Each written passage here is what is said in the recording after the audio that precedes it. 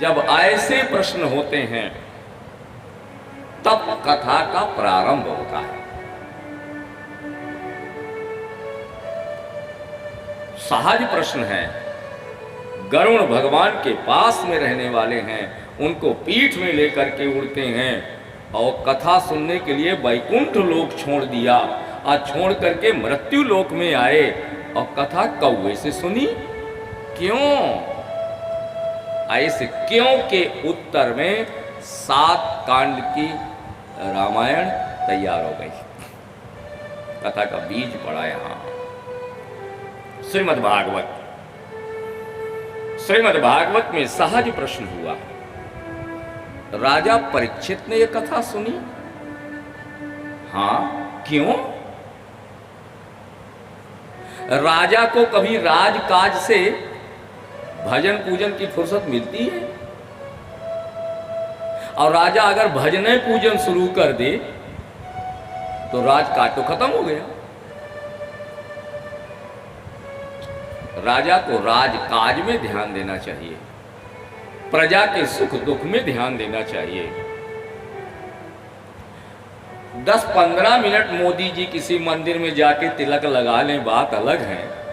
पर मोदी 24 घंटे ध्यान करके 8 दिन के लिए मंदिर में बैठ जाए तो चली गई दिल्ली।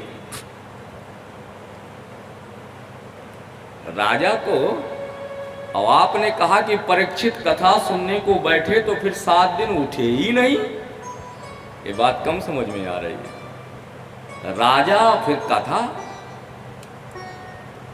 आपने कहा भागवत की कथा को सुखदेव जी ने सुनाया। सौनक जी प्रश्न कर रहे हैं। सूत जी ने कहा हाँ, सुखदेव जी तो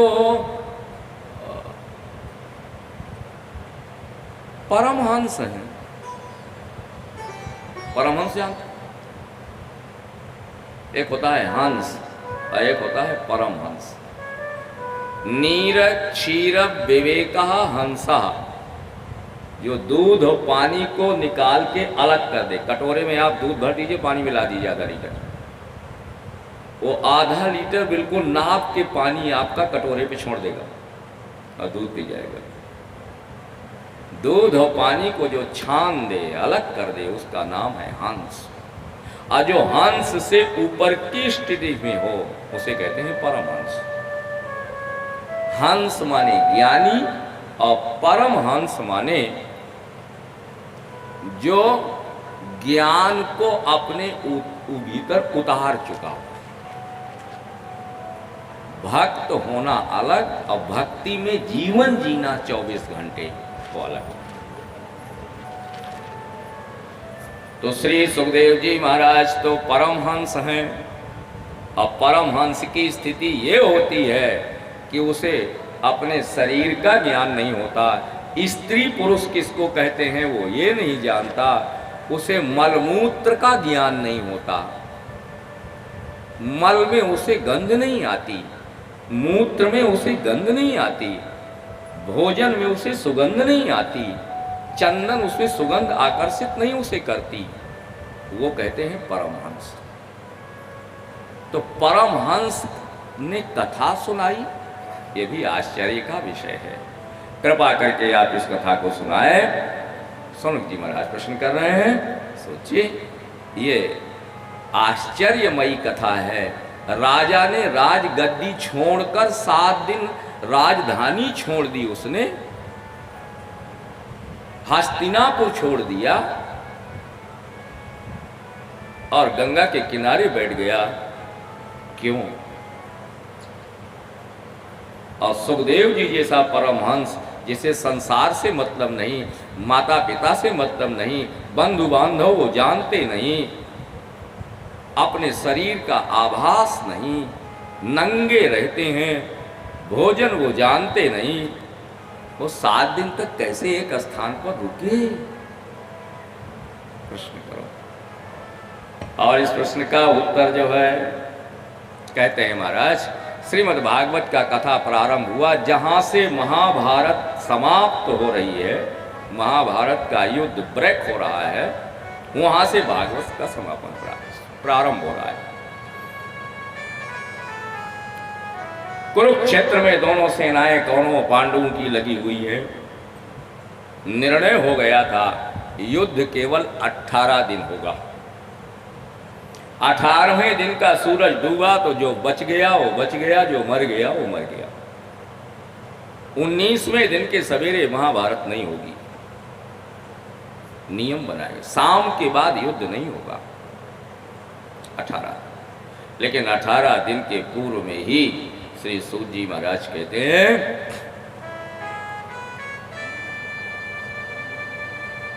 दुर्योधन अपने 99 भाई खोकर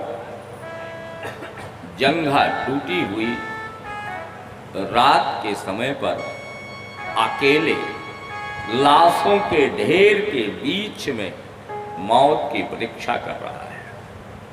यहां से श्रीमद् भागवत का प्रारंभ है। यदा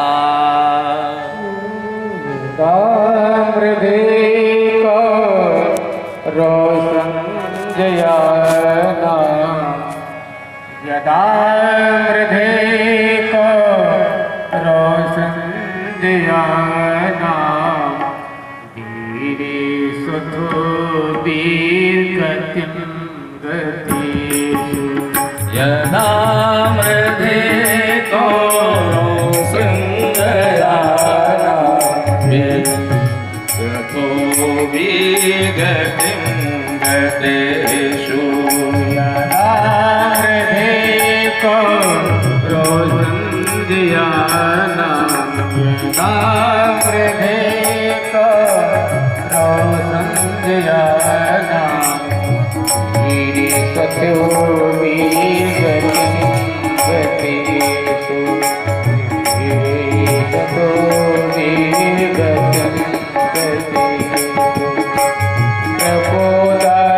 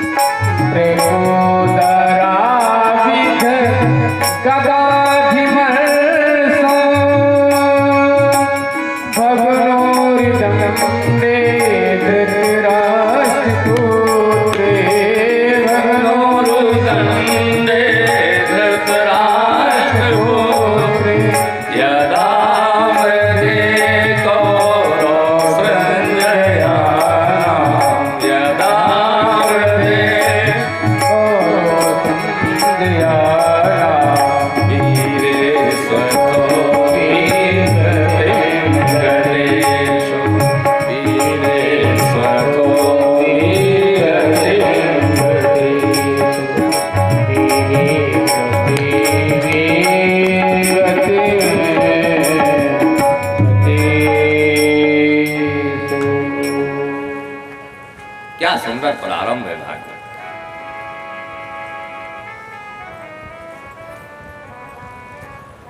आधी रात का समय है, लाशें पड़ी हुई हैं।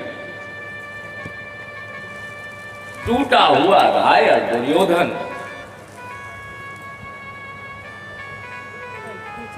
उसे गिद्ध श्रृगाल नोचने को जिंदा दौड़ रहे हैं और गदा घुमाकर अपनी रक्षा कर रहा है। वीरे स्वथो वीर गतिम, वीर की गति यही होती है, यही गति है। मौत की प्रतीक्षा कर रहा है।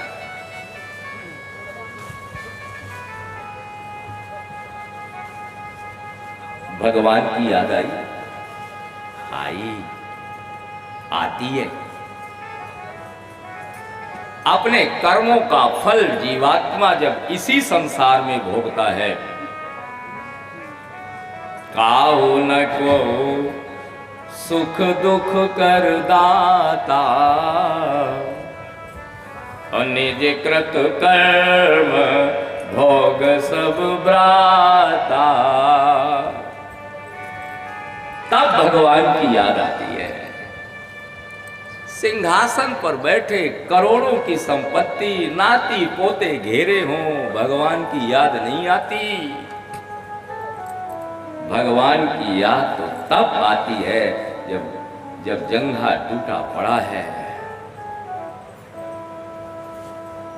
और एक बात और कह दूं, मृत्यु के समय पर पाप याद आते हैं,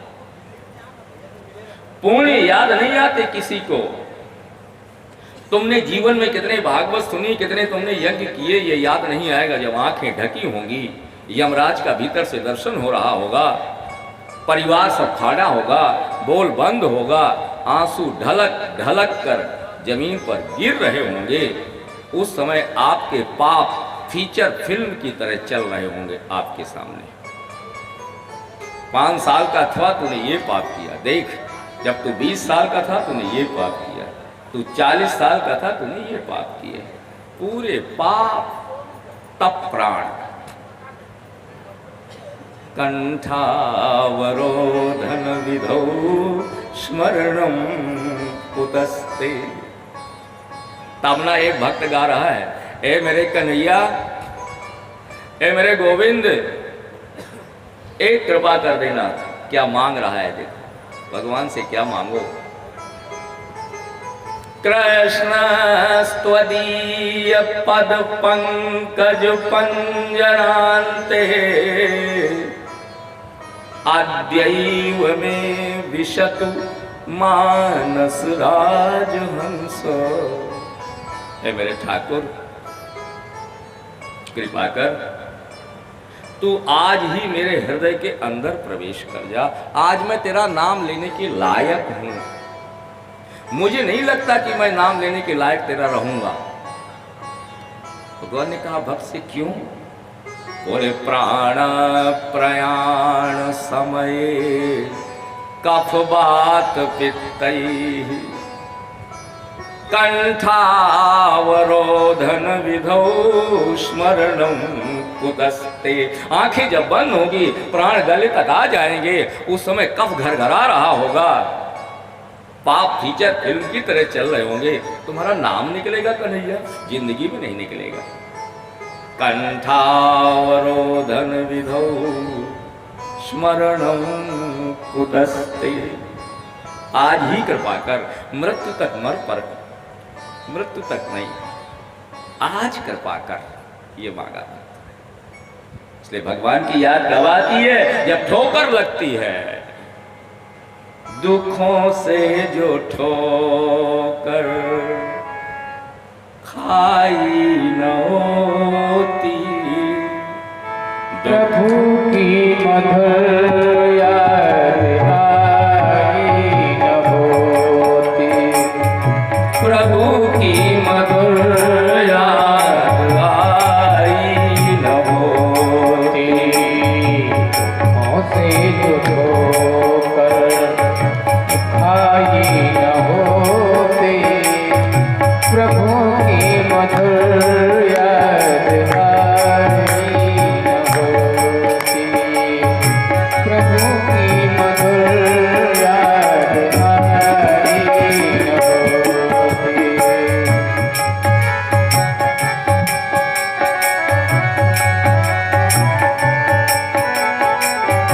नचते प्रभु के सुखी रंग न्यारे, नचते प्रभु के सुखी रंग न्यारे, हम कोई